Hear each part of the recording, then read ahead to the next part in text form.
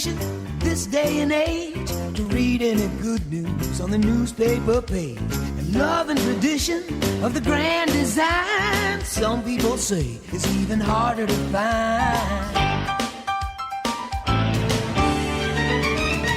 All right, guys, we're here, minus Mark. All things real estate. I think Mark's busy selling something, right? Aaron can't breathe right now. He's trying to hold this. We put Aaron on a 30-second timeout, which is why his face is red and about to explode. I'm going to skip the market update this week. What? Because it's basically the same as last week. Same old. Right? But we do have a lot of good stuff to talk about today. Ben, I'm going to let you go first. You said you had some fire topics you wanted to share Throwing today. me on the hot spot. Yeah, well, you're in my seat. So. Absolutely. Let's talk about what drives the market. Okay. There's no way you're doing that to me right now. I'm getting thrown on a hot seat. Let me go first then. Let's try that again. Pass it to me. All right, Aaron's off his timeout. Aaron, I'm going to let you go first today. What do you want to talk about? All right, so a common question that we get asked all the time is who is buying these homes? Sure. We do a lot of open houses. We get a lot of online lead calls. Lead as in like you click the Zillow request tour button. Who would you say is buying houses right now? I would say engineers with high incomes, What age? like 30, 35. Where are they moving from? Sunnyvale down south. What would you say? Yeah, no, I agree with Jeet. I mean, we're seeing there's still a lot of tech money in our valley, and that's driving most of our purchases. Ben? I see a lot of tech money as well, depending on the neighborhood. Obviously, I think the age differentiates, but what I see a lot of in proof of funds is stock, a lot of stock. RSU, stock. So that's exactly what I see as well. A lot of people who are younger, and when I say younger, I'd say under the ages of 36, 80s babies, 80s and 90s are buying houses. They don't really care what the interest rates are. They're just trying to get their first home. They've been sitting on stock. They've been living with parents. They've been doing whatever it takes to get the home, and they're ready to rock. So Yeah. the entry-level market is going off. Well, no, it's crazy. Like here in Los Gatos, I've got a young couple. They're awesome, probably early 30s, and we're looking at $3 million houses. You know, we are very unique in our area because most of the rest of the country, 30-year-olds aren't buying $3 million houses. Yes, and I'm going to say this one time and one time only. Purchase price is not the problem. It is getting the down payment for the purchase price, but the monthly income is not the issue, right? Wouldn't you say that? Then what's the issue? The issue is, I told you I was going to only say it one time and one time only. The issue is the down payment. Well, I disagree. What? Yeah, I disagree. I as well. disagree. What? It's monthly payment. Monthly payment? Because your base income for the majority of the people is not as high to support this type of monthly payment with the high rates. You can get a $2 million house with 10% down. All day, every day. I would like to preface this real quick as well for the buyers out there who think, again, like David prefaced, he has a first-time home buyer looking at $3 million homes. All first-time home buyers do not need to jump into a market of that expense. No, I mean, So let's just clarify. Thank you. We don't We only sell ship- everything, Yeah, right? There's a lot of great first-time home buyer properties in a reasonable price range to where down payment might not be an issue. Monthly mortgage might not be an issue if they play their cards right. well, I was talking about this yesterday. The buyer's budget has to be aligned with their choices. I think what we see a lot in our market, and I'll expand, is that you have buyers that can qualify for $1 million or $2 million or $3 million, but they're not aligned with what's out there for that price. And I think that's where a lot of buyers end up getting stuck. They're like, hey, I have $2 million to spend. I've looked at 100 properties. None of them are right. Okay, well, it's not that none of them are right. It's that you have to realign your expectations. And so I that's what I'm seeing a lot with some of my buyers, is that, you know, they're like, hey, we have this much to spend and we don't like anything that's out there. Okay, well then we need to reset your expectations. You know, either you need to take a step back, figure out, hey, we need to cross off some of those things and here's the core 4 things that we can live with, or you just don't buy. And you know how you set expectations? It's a crazy theory. You get pre-approved and you understand what that monthly mortgage looks like. And for the common misconception of if we get pre-approved, it's going to ding our credit score, we can't keep doing it. I'm pretty sure, correct me if I'm wrong, if you get your credit score ran, it only goes down like 7-8 points. It doesn't count as a derogatory mark, right? No. Inquiries do count against your overall that's what I was gonna score. say. But it's a positive asset. No. Inquiry, not the added trait line. So no matter what, it still hits it. You're still going to get hit. But it's not like it's not like it goes down 50 points and you're like just completely deteriorating your score. No, but for a lot of first-time home buyers, if you got your credit run and you're at a 680, then you need to be careful about getting it run again, right? Now, if you run it again within 2 weeks of the time, so FICO, Experian, Equifax, TransUnion, they all understand this. When you shop for a car, when you shop for a home loan, you may visit multiple places for financing. If you run a credit report and then 3 days later another credit report, 3 days later another credit report, it's going to count as one inquiry. For a 14-day period. For a 14-day period from a score perspective. All three will still show up on your credit report, but it's only going to affect you like it's one inquiry. But back to my point, if you're a first-time home buyer and your credit score is 680, be very careful before you pull your credit again, because your interest rate, or one of the factors that determines your interest rate, is your credit score. And 680 for a lot of people is that make or break point, and you might get, if you drop below 680, you might be 1/4 or 3/8% higher on your mortgage, which may bump you out of your price range because your debt to income ratio was already kind of at the max.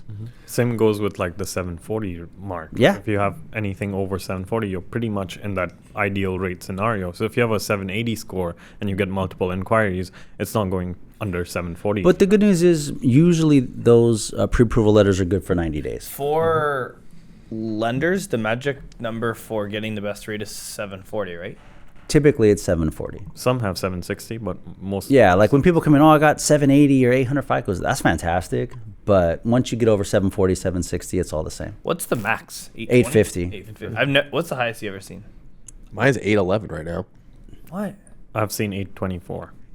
824. 811. That's what happens when you prepay a lease, dude. Unreal. The public is listening. But yeah, back to the point of how to set expectations. Meet with people. Meet with your financial advisor. Meet with your CPA. Meet with an agent and talk to a lender. What's the most important thing to you if you're buying a house or a car or the most important monthly payment? I feel like we're just hammering this nail down every single week. The most important thing is to stay comfortable with your monthly mortgage. And again, run your score, whether that means we now need to change markets and find a different price point, whether that means we need to put more money down as a down payment to make that happen. But until you find out what monthly mortgage you're looking at, you can't insert any property prices and you can't insert any values. Knowing you, I would say that you are the type of person that would like, if you're in the market to buy a house right now, you would prefer to put more money down to have a more reasonable monthly payment, right? For me, yes. But again, you have to look at yourself in the whole picture. I'm a real estate agent. I'm a 1039, so that means my income is 1039. 1099. My income. Okay, hold on. Time out. First of all, if you are a real estate agent on this team, you should have a corporation and you should be a W-2 employee of your corporation. You should not be 1099. Correct, but compared to like the public who's on a salary, for me,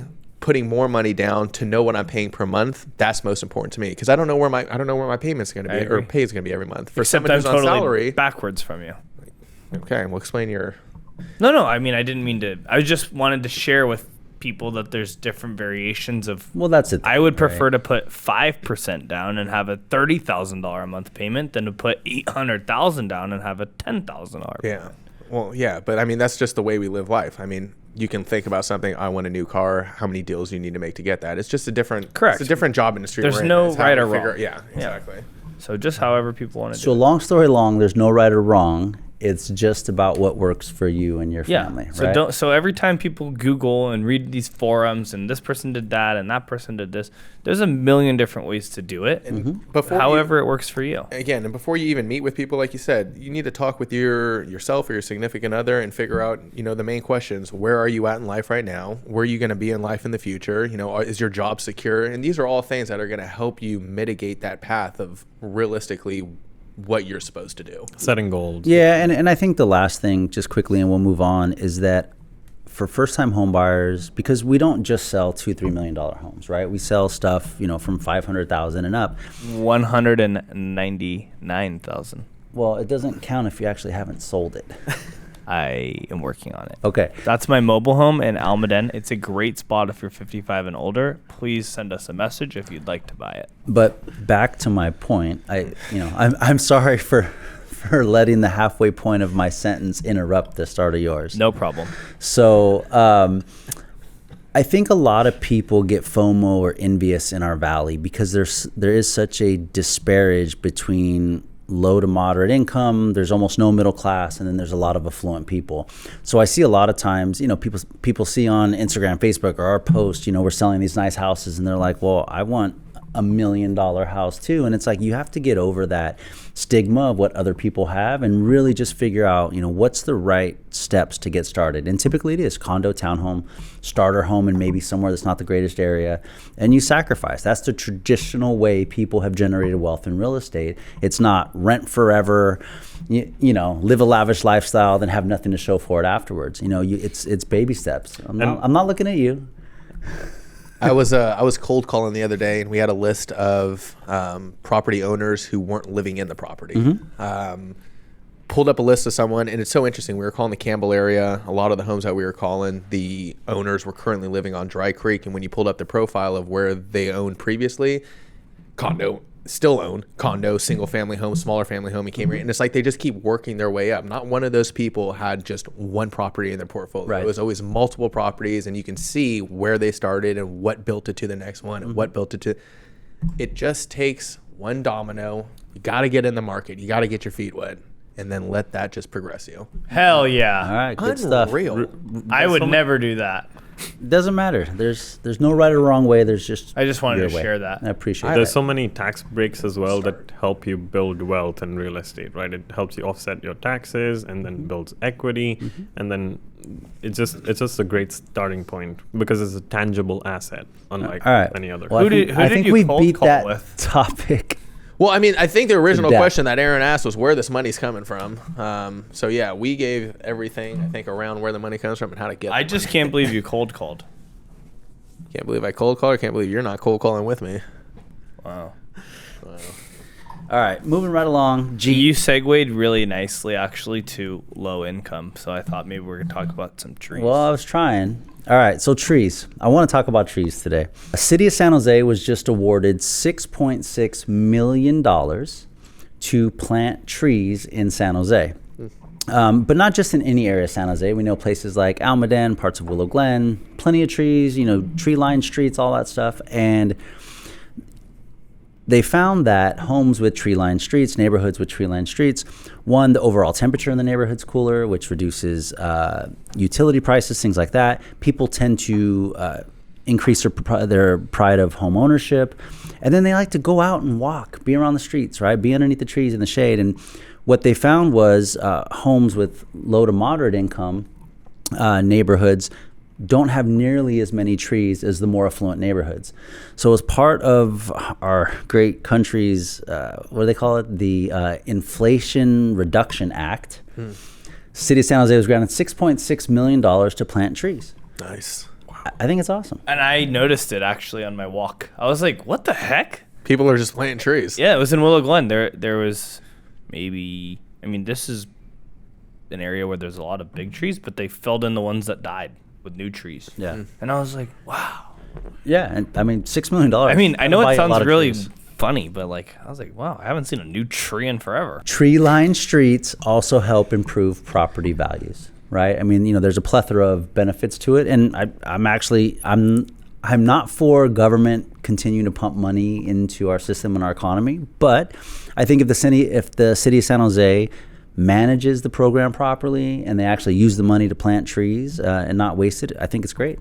In Willow Glen, there's a huge Tree. there's 4 of them. 4 huge trees over there. Are they willow trees? No, they're redwood trees. They're probably at least 100 years old. Over there on Willow and maybe Willow and something. But it's a big, huge lot that just sold, and they're developing it into 4, and they have the board out front that says tree removal. Oh God, people aren't up in arms about the thing. Removing the trees, but it's what's more important, the trees or the houses? 4 houses for 1 lot, or you keep the 1 house and the 4 trees. Gotta do something. So you're in favor of cutting down 100-year-old redwoods I was hoping you weren't gonna ask that, but in the interest of just having 3 I more think there measly needs to houses? be- That's the housing shortage, David. Yeah, you're the one who always talks about the shortage. So go build homes where there's no trees or build a treehouse. How much would tree houses sell for here? on Airbnb. I just Airbnb it. Would you really Airbnb a treehouse? Absolutely. How much? Okay, so say one of those redwood trees, put a tree house in it, and you could buy it. And say they rent for $100 a day. How much would you pay for a tree house to buy it? You own the tree. It rents for how much a day? $100 a day. I'd pay A night. I'd pay $100,000 for that. I'd pay 100. Yeah. That's decent cash flow. Yeah, I mean, we won't get into the minutia of like, well, how do you get plumbing and sewer and all that stuff? But yeah, Well, you don't need to get into Yeah, that. you- the You nature. should see half of these Airbnbs out here that are little like circle. You should just see all the tents Yeah. just on the other side of Willow Street. yeah. Yeah. They don't have sewer. They just Porta potty it is. Yeah, Yeah. but they don't have A what, property G? taxes. porta potty. Hold on. Oh, wait, a what, Jeet? A what? A porta potty, right? Porta potty. Yeah, That's just, like just the- say it 3 times fast. Porta potty. Porta potty. That's the cutest Dubai London accent I ever heard. All right, moving right along. All right. Jeet, what do you got? I got something, just what I'm seeing in the market this week, as well as a couple stats. That was cool. Thanks. All right, Ben. Yeah. So our market's softening, and I think I'm seeing it pretty firsthand, dealing with a lot of first-time home buyers and touring a lot of properties. Quite a few properties have fallen out of contract, buyers getting cold feet, backup offers almost being accepted, and I think we are Wait. That's not true. Ben got accepted. as a backup offer. Yeah. Exactly. That's what I'm saying. Continue. I'm talking about me as well. I have one backup offer right now. Sorry about that. So I think a lot of buyers Unreal. getting shaky with the higher 7+ interest rates. But it's not as slow as what we saw last winter, but new escrows have dropped 23% since last year in August. And and a lot of properties seeing more offers as they come, like reviewing offers as they come, rather than setting deadlines and selling within. Where is your first time home buyers looking at? Are you're more in like Fremont area, right? Yeah, so I mean, down here as well, Los Gatos, couple properties sitting, even though they're priced well, I think they're not flying off the shelves as we saw earlier in the year. I feel like both of those markets are very like they're like again, Cambrian, Willow Glen, probably just keep coming up. Buyers just keep going in. Yeah, but we're stuck where But you know what? 4 bedrooms. Well, that's actually a big point we'll get to in a second. The other thing that I noticed when I'm looking on the MLS right now, you're talking about property sitting longer. It's the funkier properties. There's no happy It's very medium. seasonal as well, I think. Well, there's a little bit of seasonality, right? But also because I'm looking, we still have a lot of buyers. I'm looking through these properties. None of them are like, wow, that's a house I would run out and buy right now. It's all the little, I think buyers are getting pickier, basically. Like they're not going to jump on any property like what we saw last year when the market was really hot. It's like any property that came up. which people is would jump why on. if you're a seller and we walk through your property and we make recommendations on how to update and prepare your home for sale, absolutely listen. And guess what? And- You don't even have to pay for it. We'll take it out of pocket and take it out of escrow. That's a great segue. I think you need to clarify that statement a little bit because you're just like, take it out of my pocket. If we ask you or recommend you to make any updates or changes to your home, 1, we're doing it for your best interest. Yeah. 2, we're looking at it a way as every dollar you put in, the goal is to make 3 to 5 back. And 3, if you can't afford to do it, we have no problem, and we have a team who can work with you to potentially Defer the cost. Defer of the those cost to escrow. Until escrow. Potential. And that's a great segue into the next topic that I had is 5 ways to prepare a home for sale. Oh. It's very common, and I think majority of the people know, but it's a great way to put it in a list so that people get a good idea. But enhance curb appeal. That's the number 1. So do your landscaping, exterior paint, paint the main door.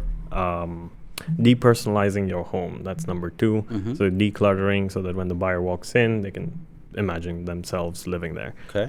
Complete repairs and updates so that when you do inspections, you don't have a big laundry list of items that are pointed out, so that although it is clean and minor, many buyers may not be able to look past that. Deep clean and staging, very important. And then the last one is choosing a right real estate agent that's going to come up with the right strategy to market and price your home. That's it. Yes. That's my 5 cents. To go back to your point of like properties staying on the market and there's no happy medium and everything, and we need 4 bedrooms. What do you see right there? Why 4 bedrooms over 3? I think there's a huge move up buyer market, and anyone that has more than one child wants the 4 bed. Well, yeah, almost all of my clients are wanting an extra room for an office. Because they're still hybrid. They're still hybrid. I mean, I've got buyers that want 2 extra rooms for offices, one for the husband, one for the wife. So that's a big driver. There's a lot of decent 3-bedroom homes out there right now. They're just sitting because everybody wants a 4-bedroom. Also a big market for homes with a big lot where they can add an ADU. I have a couple home buyers are building ADUs on their properties now because they need that extra space or that in-law unit. Dude, it's everyone talks about building an ADU. Nobody No one does. does it. Like, all of my clients are like, "Oh, yeah, we can add an ADU." I'm like, "Okay, cool, let's do it." And then 5 years have gone by. Well, yeah, the challenge is it's going to cost you $400,000 to build an ADU, and you're only going to get Like, $150,000 to $200,000. Why do you want an value. ADU? I don't get it. I mean, unless you have family that lives in the back. I'm going to Like, buy a parents are back $2.5 there. million house and rent for $3,000. Hey, your ADU in your backyard's incredible. Like Forgot about that. you could rent that out for $3,500 a month. Forgot about that. Yeah. But So- again, I think the difference is that the ADU is already with it. So for buyers who go in looking with the ADU, that's one thing. But for buyers who have the idea of putting in an ADU, you're truly limiting yourself on seeing properties because you're looking for a home with a lot space of over 7,000 to throw up something that I'd is rather very just spend unrealistic. another $500,000 on the house Hell yeah. and get a better house than add an ADU. Yeah.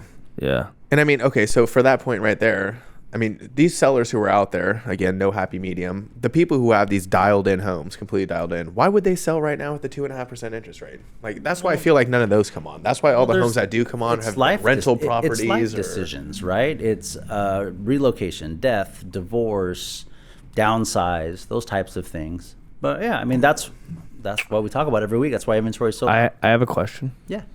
I would like all of your opinions. But we'll go last for you, okay?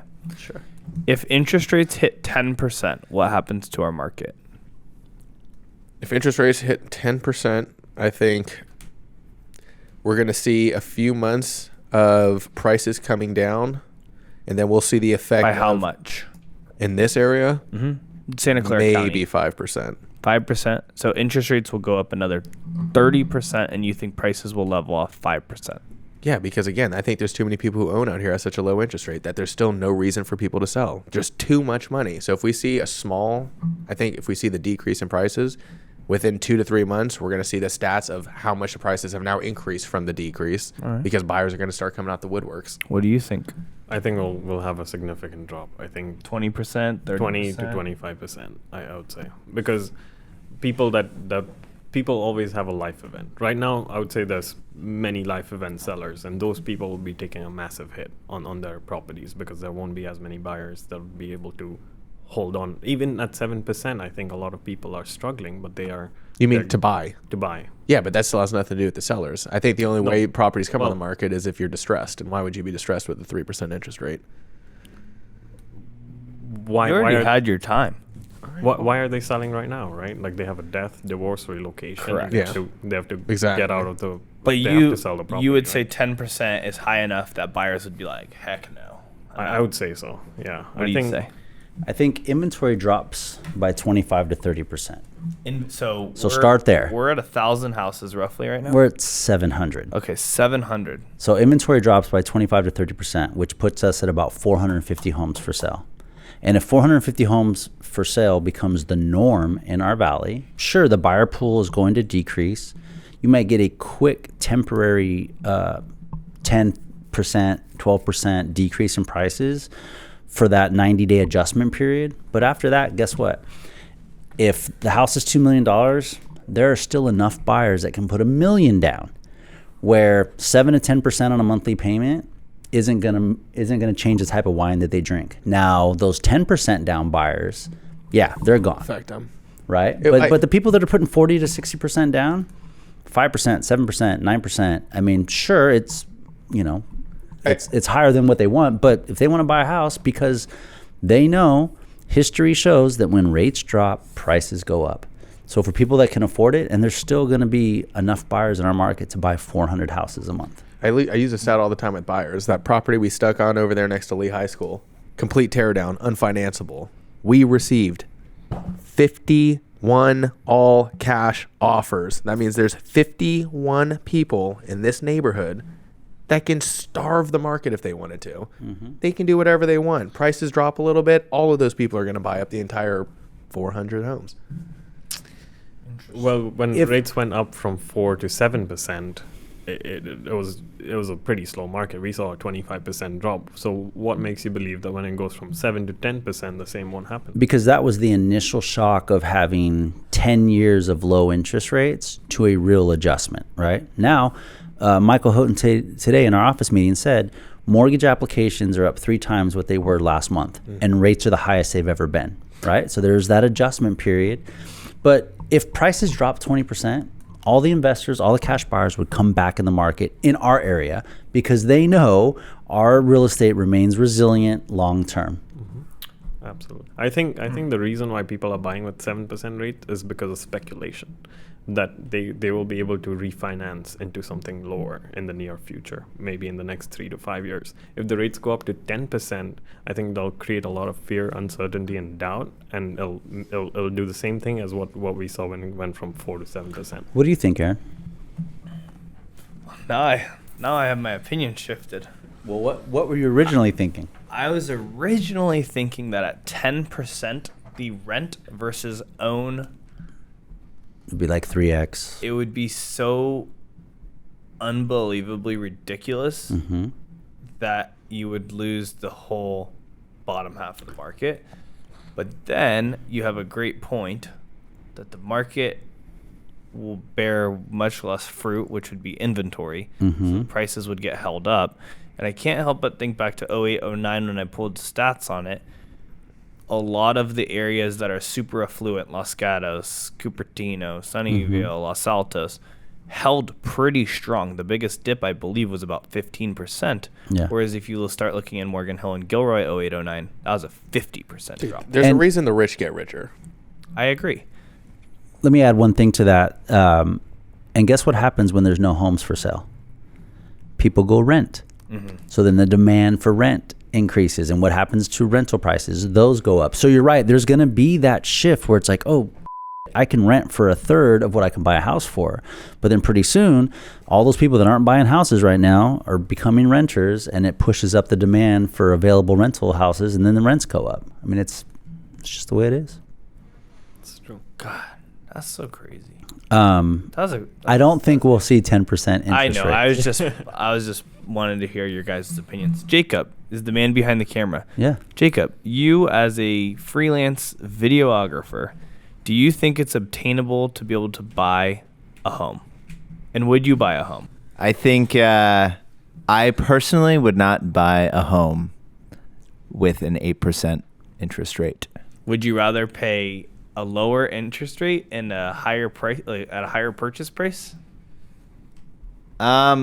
So the reason I wouldn't is because I pay $3,000 a month for a single family home in Cambrian, and which is highly below market rate for Cambrian. Right. And So- and mortgage on that house would probably be $9,000 a month, right? I bet it would be even more, So would at you an 8% prefer? rate. But you're not anti-real estate, right? You would No. prefer a rental maybe outside of this area. Like, what are you? Yeah, thinking? if I had $1 million in cash Okay. and there was a good deal, that would be awesome. So what do your friends say about, like, what is their struggle The to buy a current state of house? the market. Yeah. Their Like, current what's their state, I would say, because I'm only 25, is people are just saving up for a down payment. They're not there yet, but But they want to buy a house. I wouldn't say the dream is dead, but I think people are also okay with living in a nice area and renting. Yeah, it's know. it's not the number one priority. Yeah, exactly. Whereas opposed to the different generations, that was it. I have to own a home. Yeah, Married, buy I a think house. it's a little dead. Like, people are like, why wouldn't I just put money in the stock market? Right. It gets 10% a year. and I can rent and live where I want to. For a lot less money. Yeah, and then when I'm 30, buy a house in cash. It's interesting. I don't know. Good stuff. I'm not in a rush. All right. Thanks, Jake. Yeah. All right. Last question for Jacob then. If you were to buy a house today, which one of the four of us would you use to represent you? That's obvious. That is Yeah. so It's obvious. so obvious that I would use Jeet. Yeah. Go. I'm just kidding. I would use Mark. That's your safe answer. Yep. All right. Well, I think that's a good place to end it for today. You know, as all, you know, we sit here, we have a good time about real estate. I think sometimes we joke around, tend to get a little off track. Again, another nice thing about a team, a lot of different personalities, a lot of different skill sets, a lot of different backgrounds. And so, you know, whether it's Jeet, Ben, myself, Aaron, or Mark, I think there's a great pool of knowledge and talent on the team. And again, the cool thing about working with a team, whether it's us or somebody else, is if it's a good team and you're a consumer, you get to tap into the experience, the collective experience of the entire team, because we all have the same mission, same goal in mind, is to help, our clients buy and sell homes. So Hell yeah. who you work with matters. Hey, we're your property bros, and this is another episode of All Things Real Estate. See you guys. See ya.